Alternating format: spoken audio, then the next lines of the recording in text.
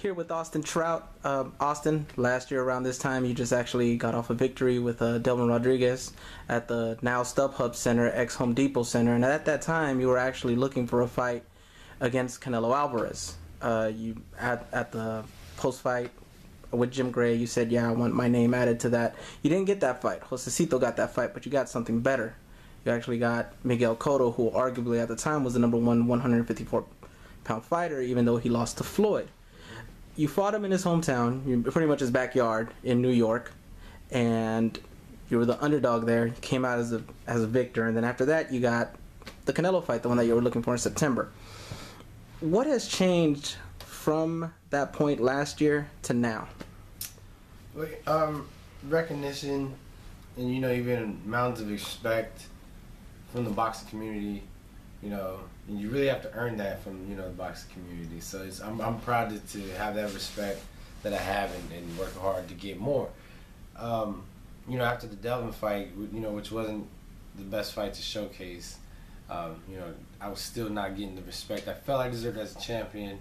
But then the Cotto fight came, I had a good showing, good victory, and then the respect started to come. And even with the Canelo's defeat, I feel like that was the best way to lose if you're going to take a loss. Still with the defeat, I still gained a lot of respect and love for the fans. So, it did work out for as far as my respect levels. Record's not as nice. I don't have the belts anymore, but I still want my name to be in the mix of the opponents for Canelo. Before I start talking about Floyd, I think I need to go ahead and avenge the first loss that I had.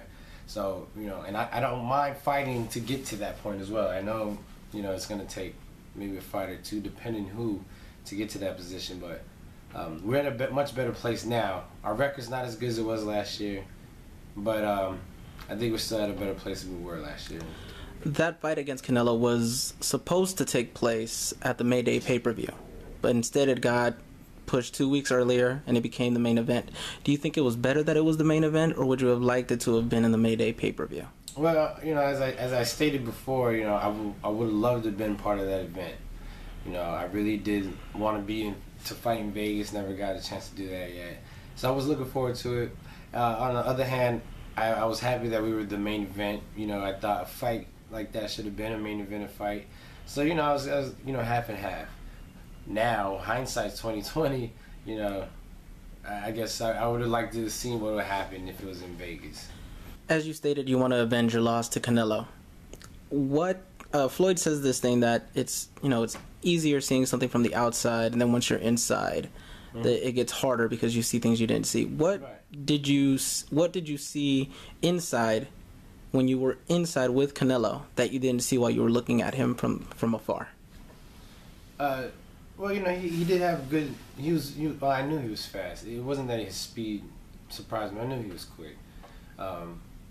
His head movement was a lot better, and his footwork was much better than we've seen before.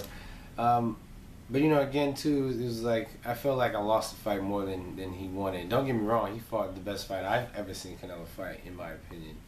But there's things I was trying to force and I couldn't get off, and I'm not saying it was because he's not that good or anything like that, because he made those things happen. But due to certain influences and circumstances, I think if it was different, there would have been a different fight. So I want that chance to prove it. So, what does Austin Trout bring to the fans that he didn't last year as well? Well, I still bring the same thing. Just I'm seeing a little bit more, so people get to see me. And when I was seeing, it wasn't the best of the work, but every fight I show a different side of Austin. So hopefully one day a fight can bring out the whole package. You get the true me, sincerity, a regular family guy who's had big dreams and is doing the big dreams. So I still have my big dreams, and I have all the confidence that I'll be able to achieve the goals I have set. And slowly, and I see it kind of coming, to pass. So I thank God for laying it out in front of me.